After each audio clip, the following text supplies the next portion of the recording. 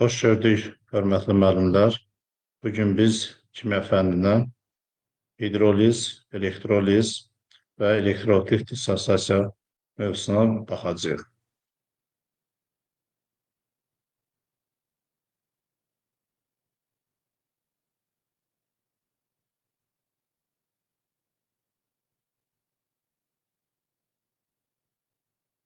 Deməli, mövzumuz elektrolitik dissosiasiya, hidroliz və elektrolizdir. Bilirik ki, bu məhlulda baş verən proseslər kimyanın mühüm mövzularından biridir. Və ilk tapşırıq belə bir tapşırıqdır. Reaksiyalar verilib, 1, 2, 3, 4. Reaksiya daxil olan maddələr verilib və reaksiyadan alınan çöküntülərin rəngi verilibdir. Bizdən tələb olunur ki, hansı reaksiyalar zamanı alınan çöküntünün rəngi doğru göstərilməmişdir. Məlumdur ki, birinci reaksiyadan alınan çöküntü argentum ortofosfatdır, yəni gümüş bir ortofosfatdır. Və gümüş bir ortofosfatın rəngi sarı rənglidir. Ona görə də birinci səhv verilmişdir. İkinci reaksiyadan alınan çöküntü mis-2 sulfid, rəngi qaradır, doğrudur. Üçüncü reaksiyadan alınan dəmir 2 hidroksid, bilirik ki, dəmir 2 hidroksid yaşılımtıl çöküntüdür, səhv verilmişdir. Dördüncü reaksiyadan isə alınır çöküntü gümüş bir yodid. Gümüş bir yodid isə sarı rəngli çöküntüdür və deməli bu doğrudur. Və bizdən soruşur ki, hansı halda çöküntünün rəngi düzgün göstərilməmişdir? Görüldüyü kimi birinci və üçüncü halda çöküntünün rəngi düzgün göstərmişdir. Göstərməmişdir, cavab olacaqdır C bəndi. Növbəti tapşırıq hansı halda maddələr arasında baş verən reaksiyanın qısa iyon tənliyi H müsbət plus OH mənfi və H4 kimidir. Biz bilirik ki, reaksiyanın qısa iyon tənliyində reaksiya daxil olan iyonlar öz aralarında qarşı təsirdə olaraq çöküntü, yəni asıl olan maddə, dissosiasiya edən maddə, çöküntü və yaxud da ki, zəif elektrolit qaz əmələ gətirirsə, bu halda reaksiya axıra qədər gedir. Və bu halda tənliyə biz əgər baxsaq, görərik ki, reaksiya daxil olan iyonların içərisində H müsbət iyonu var və verilən maddələrdən H müsbət iyonunu əmələ gətirəcəkdir turşular. Sulfat turşusu H müsbət iyonu əmələ gətirə bilər məhlulda. Ortofosfat turşusu əmələ gətirə bilər. Nitrat turşusu əmələ gətirə bilər. Klorid turşusu əmələ gətirə bilər və fluorid turşusu əmələ gətirə bilər. Və OH mənfi iyonunu məhlulda suda həll olunan əsaslar əmələ gətirir. Deməli, kalsium hidroksid əmələ gətirə bilər. Natrium hidroksid əmələ gətirə bilər. Dəmir 2 hidroksid suda həll olmadığına görə əmələ gətirə bilməz. Maqnezium karbonatdan hidroksid iyonu əmələ gəlmir. Eyni zamanda da barium hidroksid də əmələ gətirə bilər. Və bundan sonra reaksiya məhsullarına biz baxmalıyıq ki, reaksiya məhsullarında dediyimiz şərtə uyğun olaraq az dissosiasiya edən maddə su yalnız alınsın, yəni burada çöküntü və qaz olmasın. Birinci reaksiyadan gördüyümüz kimi kalsium sulfat çöküntüsü və su alınır. Və kalsium sulfat alındığına görə bu variant uyğun deyil. Çünki çöküntü alınmamalıdır. İkinci reaksiyadan natrium ortofosfat və su alınır. Natrium ortofosfat dissosiasiya edir və ona görə də bu variant ola bilər. Sonuncu reaksiyadan isə barium klorid və su alınır və bu variant da ola bilər. Ona görə doğru cavab 2 və 5 olacaqdır. Cavab Y bəndi. Növbəti sual duzlar verilibdir. Dəmir 2 nitrat, kalsium karbonat, ammonium sulfat və kalium sulfid. Bizdən soruşulur mühit və hidrolizin birinci mərhələsində alınan duzun növü. Dəmir 2 nitrat bildiyimiz kimi zəif əsasdan və qüvvətli turşudan əmələ gəlmiş duzdur. Və bu cür duzlar katyona görə hidroliz edir və mühit turşu olur. Mühit turşu olur və əsası duz alınır. Yəni birinci doğrudur. İkinci duz kalsium karbonatdır. Biz bilirik ki, kalsium karbonat suda həll olmayan duzdur. Ona görə də bu hidroliz etmir. Yəni ikinci duz hidroliz etmirsə, biz burada mərhələdən və mühitdən danışa bilmərik. Üçüncü duz ammonium sulfat yenə zəif əsas və qüvvətli turşudan əmələ gəlmiş duzdur. Bunun hidroliz zamanı mühit turşu olur və alınan duz əsası duz alınmır. Çünki burada zəif əsas bir variant olduğuna görə burada əsası duz alına bilməz. Ona görə bu variant uyğun gəlmir. Dördüncü duz kalium sulfid, deməli qüvvətli əsas və zəif turşudan əmələ gəlmiş duzdur və bu cür duzlar aniona görə hidroliz edir, mühit qələv olur və sulfid iyonu ikivalentli olduğuna görə mərhələli proses, hidroliz prosesi baş verir və birinci mərhələdə turş duz əmələ gələ bilər. Deməli, bu duzda verilmiş ifadələr doğrudur. Ona görə də doğru cavab olacaq 1 və 4. Növbəti tapşırıq mis-2 sulfatın suda məhlunda hidrolizin birinci mərhələsinin molekulyar və qısa ion tənliyində bütün əmsalların cəmini müəyyən edin. Mis-2 sulfat bildiyimiz kimi hidroliz edir və zəif əsas qüvvətli turşudan əmələ gəlmiş duzdur, yəni katyona görə hidroliz edir. Və mis-2 sulfatda mis ionunun valentliyi 2 olduğuna görə 2 mərhələdə hidroliz edir və bizdən birinci mərhələdən söhbət gedir ki, birinci mərhələnin molekulyar tənliyini yazaq və mühit turş olduğuna görə bilir ki, buradan əsası duz alınacaq, mis-1 hidrokso sulfat alınacaq və sulfat turşusu alınacaq. Biz bu reaksiyanı əmsallaşdıra bilərik. Deməli, 2 yazsaq və görərik ki, suya da 2 yazsaq, reaksiya tənliyi əmsallaşır. Molekulyar tənlikdə əmsalların cəmi soruşulursa, 2, 2, 4, 5, 6. Molekulyar tənlikdə əmsalların cəmi 6-ya bərabərdir. Sonra biz eyni zamanda qısa ion tənliyini tapmaq üçün əvvəlcə tam ion tənliyini yazaq. Mis-2 sulfat aşağıdakı kimi dissosiasiya edir.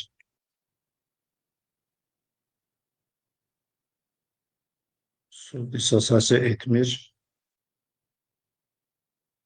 Mis-1 hidrokso sulfat isə aşağıdakı kimi dissosiasiya edir.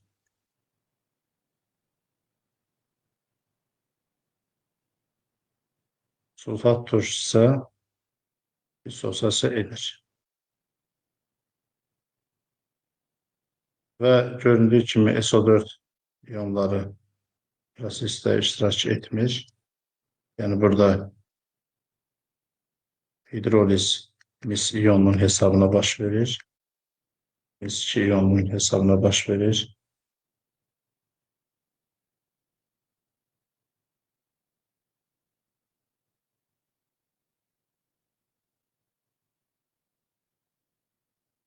Və alınan tənlikdə əmsallar eyni olduğuna görə biz bunu ixtisar edə bilərik.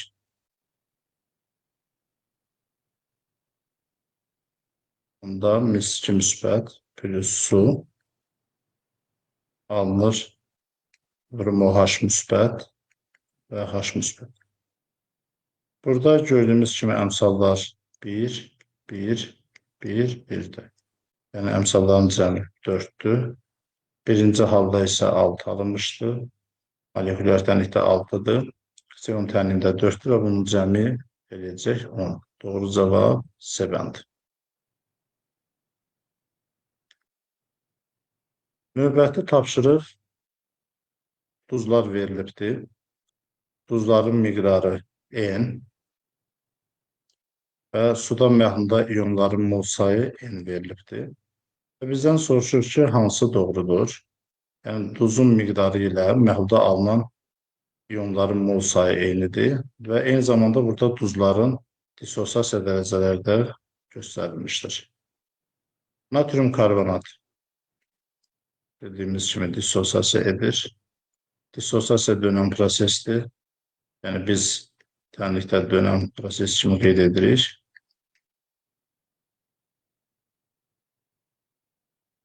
N mol verilmişdir. N mol. Və əgər dissosiasiya dərəcəsi 30%-dirsə, bu deməkdir ki, maddənin 30% dissosiasiya edibdir. Yəni N mol veribsə, N-in 30%, yəni 0,3 N qədər dissosiasiya edibdir. Və yaza bilərik, tənliyə əsasən 1 mol. 1 moldan gördüyümüz kimi 3 mol iyon alınır. 0,3 N-dən isə alınanı biz hesablaya bilərik.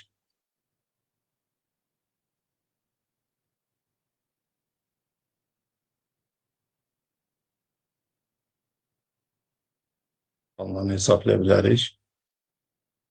X yazsaq.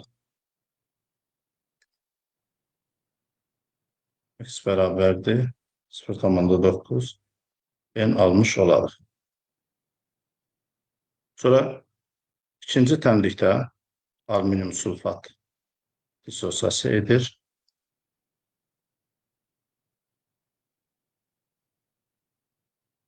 Alüminium sulfatın dissosiasiyasına 2 mol alüminium, 1 mol duzdan 2 mol alüminium və 3 mol sulfat iyon alınır. Yenə də duzu N mol götürək. Alınan iyonların ümumi mol sayını X-dən işarə edək. Və duzun 20% dissosiasiya edirsə, yəni N-in 0,2 hissəsi. Yəni N-in 20%-ni tapsaq, bu 0,2 N edir. 1 mol duzdan isə gördüyümüz kimi 5 mol iyon alınır. Buradan tapa bilərik X bərabərdir N-ə. Deməli, doğru cavabdan biri ikinci duzdur. Birinci duzda 0,9 N alındığına görə uyğun deyil. Üçüncü hala baxaq. Bizə verilir kalium ortofosfat. Dissosiasiya etdikdə 1 molundan 3 mol kalium və 1 mol fosfat iyon alınır. Şərtə əsasən N molun 25%, yəni 0,25 N-i dissosiasiya edir və bu zaman alınır X mol iyon, 1 moldan isə 4 mol iyon alınır. Buradan tapa bilərik ki, X bərabərdir N mol.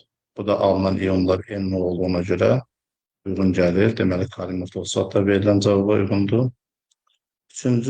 Dördüncü duzu barium kloriddir. Barium kloridin 1 molundan 3 mol iyon alınır.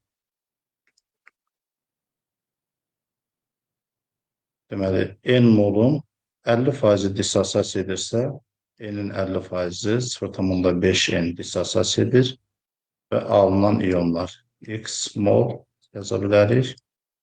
1 mola isə 3 mol alınır. Buradan biz tapa bilərik X bərabərdir 1,5 N. Və göründüyü kimi bu da cavaba uyğun deyil. Yəni burada N mol alınmadı. Doğru cavab 2 və 3 səbəndə olacaqdır. Növbəti tapşırıq ardıcıl birləşdirilmiş elektroliz vannalarından birincisində mis-2 xlorid, ikincisində isə alüminium klorid ərintiləri elektroliz olunur. Prosesdən sonra hər iki vannada ümumi 4,1 qram metal alınarsa, ikinci vannadan ayrılan qazın həcmini soruşur. Normal şəraitdə litrlə həcmini soruşur. Qeyd etmək lazımdır ki, əgər elektroliz vannaları ardıcıl birləşdirilirsə, o zaman onlardan keçən elektrik yükünün miqdarı eyni olur və şərtdə bunu nəzərə almaq lazımdır. Deməli, götürülən duzlar mis-2 xlorid, bilirik ki, məhlulda dissosiasiya edir mis-2 müsbət və xlor mənfi dönən prosesdir. Aydındır ki. İkinci duz isə alüminium kloriddir. İkinci vannada isə alüminium klorid var. Bu isə dissosiasiya edir alüminium 3 müsbət və flor mənfi. Və aydındır ki, metal iyonları katodda reduksiya olunur. Biz bu prosesləri yazmalıyıq. Çünki bəsit maddənin sərbəst metalın alınması üçün metal iyonları reduksiya olunur. Mis 2 müsbət, yəni 1 mol mis iyonu 2 mol elektron alaraq misə çevrilir, bəsit maddəyə çevrilir. Eyni zamanda alüminium iyonu 3 müsbət 3 mol elektron alaraq alüminiuma çevrilir, bəsit maddəyə çevrilir. Və biz birinci halda keçən elektrik yükünü işarə etsək A mol, tutaq ki, A mol yük keçibdir və buradan alınan metalı X qramla işarə edək. Tənlikdən görünür ki, 2 mol elektrik yükü keçdikdə 1 mol metal, yəni 64 qram mis alınır. Buradan tapa bilərik X bərabərdir 64 A bölünsün 2, yəni 32A. Yüklər eyni olduğuna görə burada yazırıq A mol. Bu halda da metalın kütləsini Y qram işarə edək.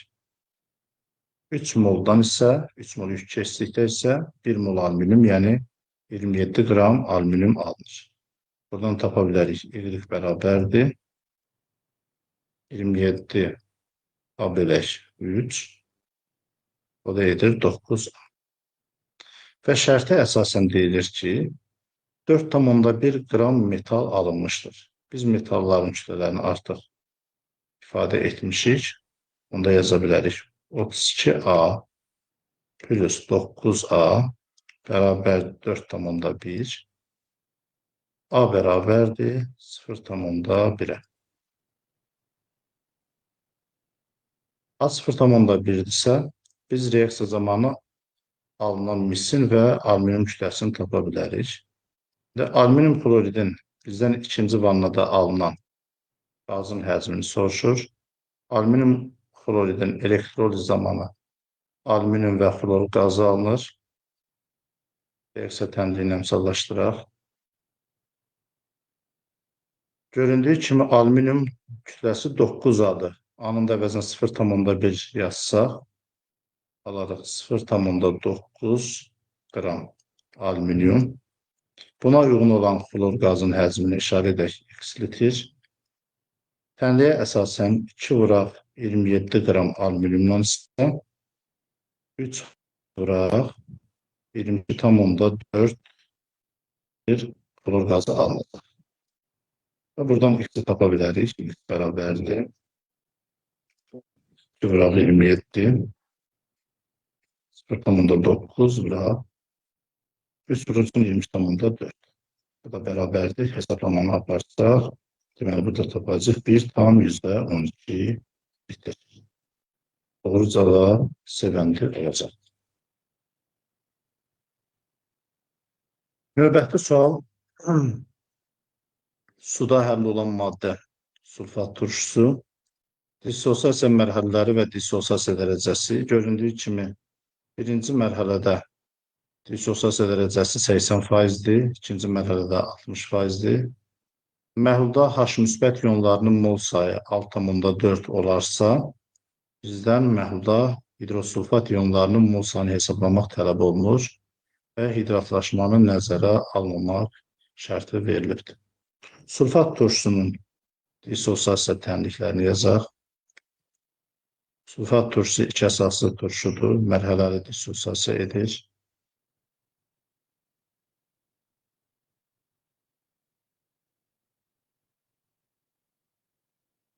Bizə birinci halda verilib ki, dissosiasiya dərəcəsi 80%-dir.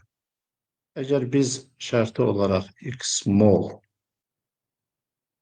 sulfat turşusu götürəriksə, onun 80%, yəni X-in 80%-i 0,8 X-i dissosiasiya edəcəkdir.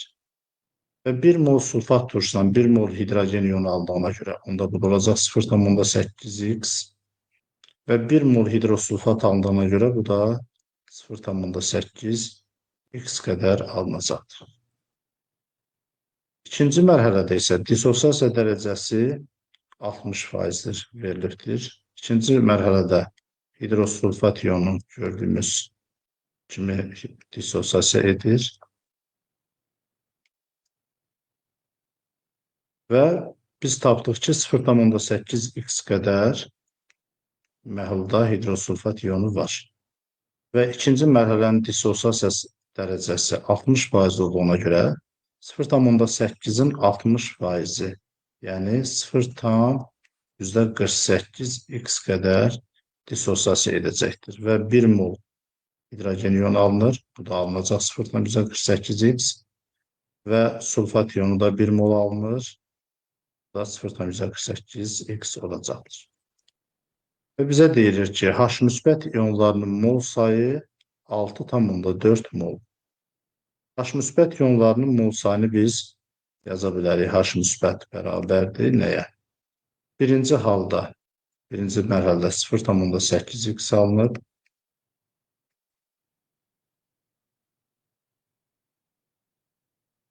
İkinci mərhələdə isə 0,148x alınır. Və bu bərabərdir 1,28x-ə. Və şərtə əsasən deyilir ki, 6,4 mol H müsbət iyonu var. Bunu da yaza bilərik. 1,28x bərabərdir 6,4-ə. X bərabərdir 5 mol olacaqdır. Deməli, başlanğıcda 5 mol sulfat turşusu götürülübdür. Ancaq bizdən soruşulur şərtə əsasən hidrosulfat iyonlarının mol sayı.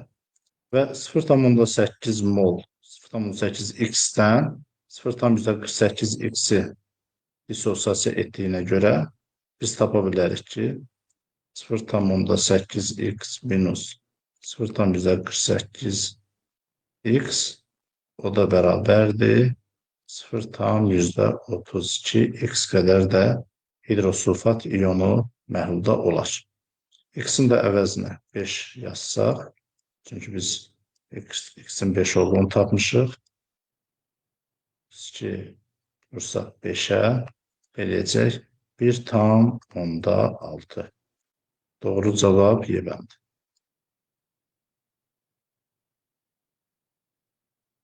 Növbəti tapşırıq. Reaksiya daxil olan maddələr verilibdir. Deməli, kalium hidroksid və ortofosfat turşusu məhlulların həcmi, qatılığı verilib və alınan məhlulda kalium iyonlarının molyar qatılığının hidroksid iyonlarının molyar qatılığına olan nisbəti soruşulur. Biz əvvəlcə reaksiya tənliyini yazaq. Kalium hidroksid ortofosfat turşusuna reaksiya daxil olduqda fikir versək, burada normal duz alınma şərti var. Reaksiyadan alınır kalium ortofosfat və su.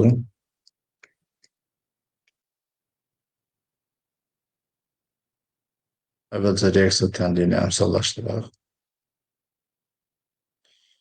Və məhlulun həcmi və qatılığına əsasən biz yaza bilərik.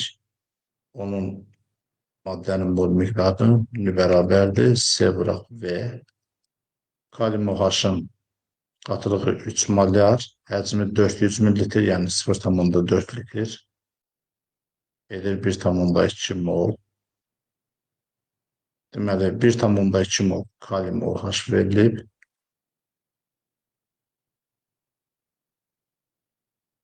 Eyni zamanda biz ortofosfatın da məhlulda miqdarını tapa bilərik.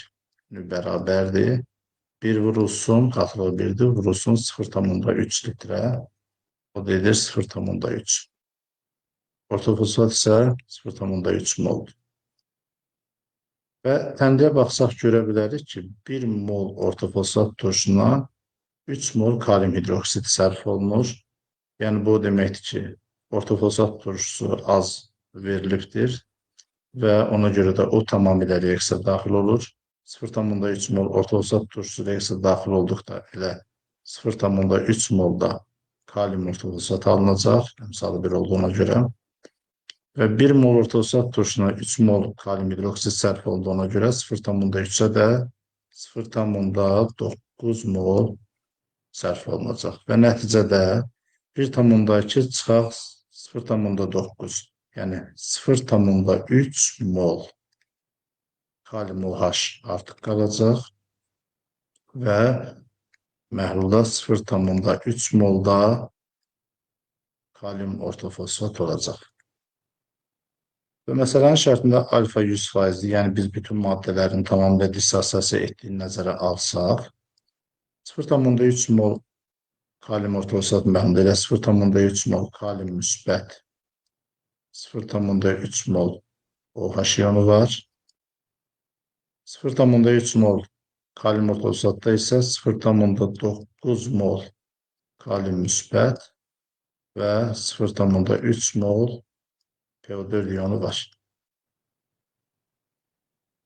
Bu iyonların məhlulda mol nisbəti elə onların qatılıqları nisbətinə bərabərdir. Çünki məhlulun ümumi həcmi eynidir, yəni eyni məhluldan söhbət gedir. Ona görə bizdən kalium müsbət iyonlarının qatılığını deyirsə, elə onun mol sayını OH iyonlarının mol sayına biz bölə bilərik. Və gördüyümüz kimi kalium mol sayı 1,2 moldur. OH-ın mol sayı isə 0,3 moldur. Və buradan cavab alınır 4.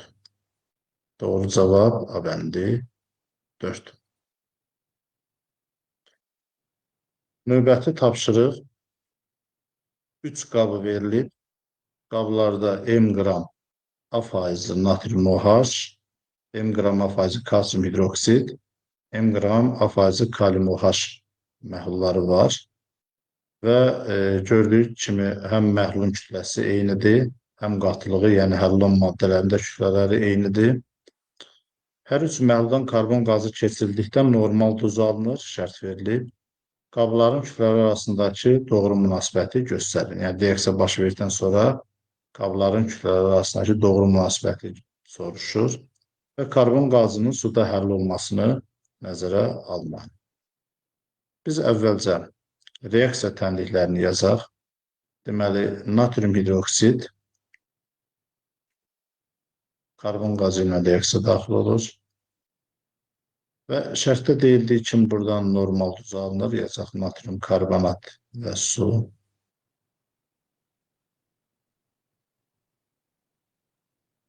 Reaksiya tənliyini əmsallaşdıraq. İkinci, kalsium hidroksid reaksiya daxil olur karbon qazı ilə. Alınacaq kalsium karbonat və su.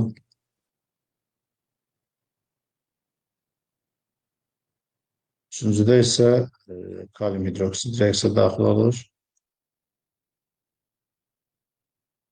Buradan da kalium karbonat və su alır. Bu məsələnin şərtində məhlulun kütləsi soruşulmur.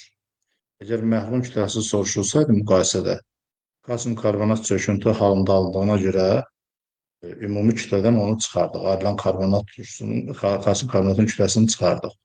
Bizdən qabların kütlələrinin soruşduğuna görə biz reaksiya daxil olan karbon qazının kütləsinə əsasən bu müqayisəni apara bilərik. Tutaq ki, A və yaxud da ki, A ilə işarə etmişik, X qram hər qabda maddə var. Çünki M qram A faizi bu demək ki, burada həll olan maddələrin kütlələri eynidir. Yəni, hamısının kütləsi eynidir. Kütlələri eynidir. Və bunları mola çevirsək, olacaq X bölünsün 40, X bölünsün 74, uyğun olaraq maliyyə kütlələrinə bölməklə molunu tapırıq, X bölünsün 56. Və sərf olunan karbon qazı birinci halda natrium hidroksidin molundan 2 dəfə azdır. Görünür bütənlikdən 2 mola 1 mol sərf olunur. Yəni 2 dəfə az, onda bu olacaq X bölünsün 80. 1 mol kalsium hidroksidə 1 mol sərf olunduğuna görə bu olacaq X bölünsün 74.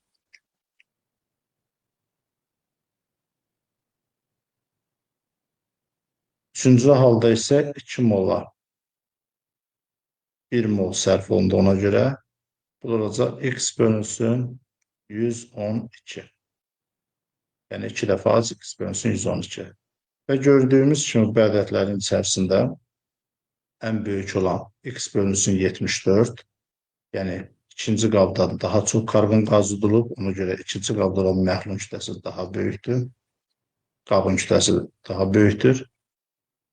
Sonra gələcək x bölünsün 80 birinci qab.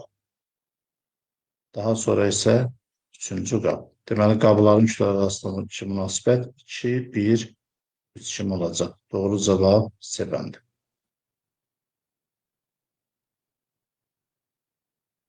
Elektrolizm mövzusuna bağlı belə bir tapşırıq verilib. 400 qram suda 180 qram mis sulfat tam həll edilərək məhlul elektroliza uğradılır. Bu zaman 11,2 litr normal şəraitdə oksigen alınarsa, məhlulda duzun kütlə payını hesablayın. Əvvəlcə mis sulfatın elektroliz təmrini yazaq. Mis sulfatın suda məhlulun elektrolizində katodda mis, anodda oksigen, məhlulda isə sulfat turşusu alınır. Reaksiya təmrini əmsallaşdıraq.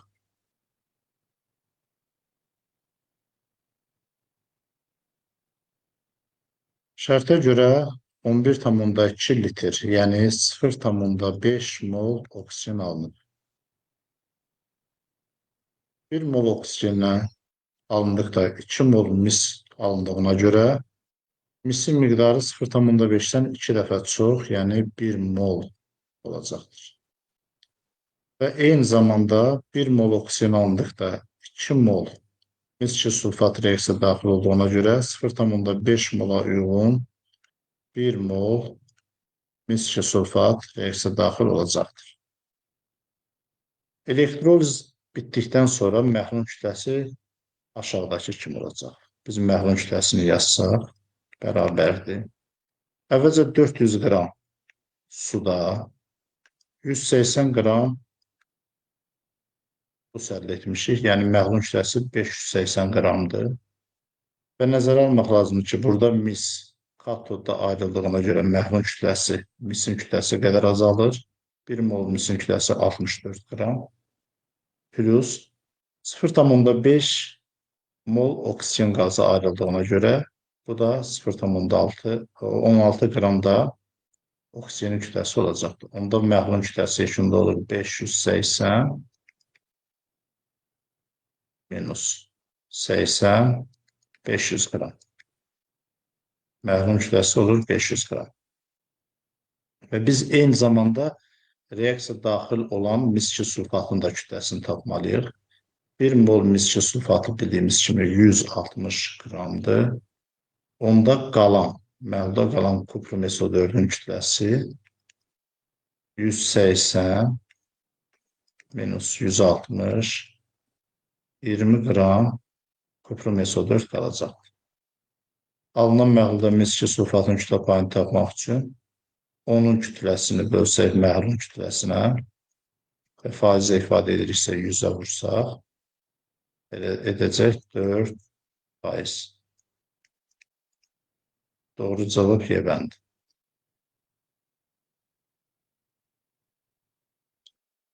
Belə bir tapşırıq, deməli, qrafikdə maqnezium şərtə əsasən maqnezium nitrat, natrium sulfat və natrium nitratdan ibarət qarışıq suda həll edildikdə ionların mol sayının dəyişməsi qrafiki verilibdir. Qrafikdən görünür ki, sulfat 0,3 mol sulfat ionu alınır və 1,1 mol natrium ionu alınır. Və şərtə əsasən katyonun mol sayı anionun mol sayına 0,1 çox olduğuna görə məhlulda nitrat ionlarının mol sayını hesablamaq tələb olunur. Və göründüyü kimi alfa 100% verilir, yəni duzlar tamamilə dissosiasiya şərtində nəzərə almaq lazımdır. Duzların dissosiasiya təmizlərini yazaq. Maqnezium nitrat dissosiasiya etdikdə maqnezium plus 2 mol nitrat iyon alınır. İkinci duz natrium sulfatdır. Natrium sulfat dissosiasiya etdikdə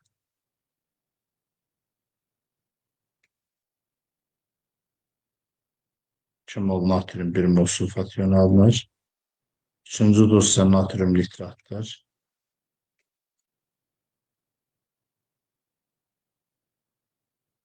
Natrium müsbət və nitrat iyonu almış. Və şərtdən görürük ki, 0,3 mol sulfat iyonu alınıbdır. Yazaq üzərinə 0,3 mol. Və 0,3 mol sulfat alınanda aydındır ki, 1 mola 2 mol alındığı üçün yazaq 1 mola 2 mol alındığına görə 0,3 mola 0,6 mol natrium iyonu alınacaqdır. Və şərtdə natrium iyonlarının ümumi mol sayı 1,1-dir. 1,1-dən 0,6-nı çıxsaq, deməli, natrium nitratdan 0,5 mol natrium iyonu alınır. Və natrium nitratın dissosiasiyasından 1 mola 1 mol nitrat iyonu alındığına görə 0,5-ə də ilə 0,5 mol nitrat iyonu alınacaq. Məsələnin şərtində deyilir ki, katyon sayı anion sayından 0,1 vahid çoxdur. Biz əgər katyonun, birinci maqnezium nitratın dissosiasiyasından alınan katyonun mol sayını x-də işarət etsək, x mol, onda anionun mol sayı 2x olacaqdır. Yəni, 2 dəfə çox nitrat alınır. Onda biz katyonlar üçün yaza bilərik. Nyu katyon. Katyonun mol sayı nəyə bərabərdir? Deməli, ümumi 0,6 plus 0,5 plus x. Yəni 1,1 plus x. Yəni birbaşa da yazmaq olar. Çünki buradan alınan katyon 1 natriumdur, bu 1,1-dir. Bir də maqneziumdur. Yəni 1,1 plus x-i birbaşa da yazmaq olar. İkinci nü anion. Görürük ki 0,5, 0,3, yəni 0,8 üzərinə gələk. 2x qədər də nitrat iyonu birinci haldan alındı. 2x. Və katyonun mol sayı, yəni 1,1 üstə gələk x bərabərdir 0,8 plus x-dən, 2x-dən 0,1 vahid çox. Buradan da tapa biləcək x bərabərdir 0,2 mol. Bizdən nəyə soruşur? Nitrat iyonlarının mol sayı. Nitrat iyonlarının mol sayı maqnezium nitratdan 2x qədər alınıb, natrium nitratdan isə 0,5 mol alınıb. Yerinə yazsaq alarıq. 2 vuraq 0,2 üzərinə gələk 0,5 o da bərabərdir 0,9. Sualın doğru cavabı D bəndi. Növbəti tapşırığa baxırıq. Deməli, 2 məhlul verilib, 2 qab verilib və birinci qabda dəmir 2 nitrat və kalium klorid, ikinci qabda isə natrium sulfat və natrium hidroksid məhlulları verilibdir. Şərtə əsasən birinci və ikinci məhlulda maddələr tam dissosiasiya edir. Birinci məhlulda 24 mol, ikinci məhlulda isə 42 mol iyon var. Məhlullar qarışdırılır və reaksiya axıra qədər gedir. Məhluldan 6 mol çöküntü ayrılarsa, ikinci qabda olan anion sayı birinci qabda olan katyon sayından neçə dəfə çoxdur? Belə bir şərt soruşulur. Deməli, biz yaza bilərik dəmir 2 nitratın dissosiasiyasını.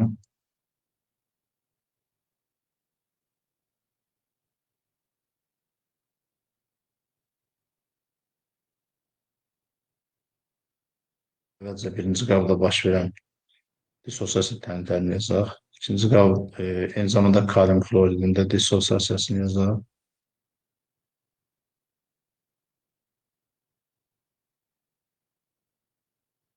İkinci qabda baş verən reaksiyaları yazaq.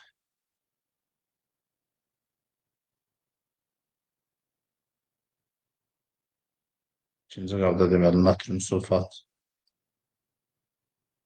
dissosiyasiya edir. Natrium müsbət və SO4 mənfi.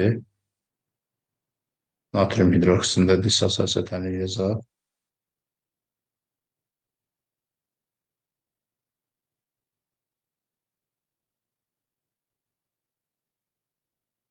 Və bu məhlulları qarışdırıldıqda şərtə əsasən çöküntü alınır. Biz əvvəlcə bilməliyik ki, burada hansı iyonlar çöküntü əmələ gətirir. Aydındır ki, bu dəmir 2 müsbət iyonu ilə hidroksid iyonu qarşı təsirdə olur. Alınır dəmir 2 hidroksid çöküntüsü.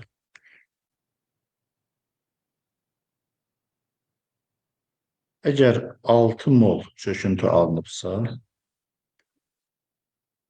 burada əmsallar eyni olduğuna görə 1 mola, yəni 1 mol alındığına görə 6 mol dəmir və 12 mol OH iyonu olacaq. Onda yerinə qoysaq 6 mol dəmir və 12 mol OH.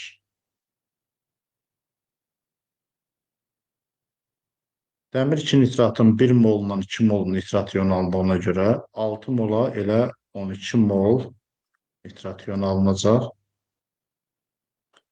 12 mol OH-a isə elə 12 mol natrium iyonu gələcək. Birinci şərtdən verilir ki, birinci qabda 24 mol iyon var. Göründüyü kimi bu 24 mol iyonun 18 molu dəmir 2 nitratdan alınır. 18-dən 24-dən 18-in çıxsa 6 mol qalır. Deməli, burada 6 molun 3 molu kaliumdur. Çünki bunlar bərabər mol sayda alınır. 3 molu isə klorid iyonudur. İkinci qabda isə 42 mol iyon var deyilir. 42 mol. Və biz görürük ki, bu 42 molun 24 molu natrium hidroksiddən alınıb. Ona görə 42-dən 24-ə çıxımızla tapa bilərik 18 mol düşəcək natrium sulfatın payına və natrium sulfatın 2 mol natrium alınır, 1 mol sulfat. Yəni 3-dən biri sulfat iyonudur. 12-nin üstə biri, 18-in üstə biri eləyəcək 6 mol. Natrium iyonu isə ondan 2 dəfə çox 12 mol olacaqdır. Və bizdən soruşulur ki, İkinci qabda olan anion sayı birinci qabda olan kation sayından nə qədər çoxdur?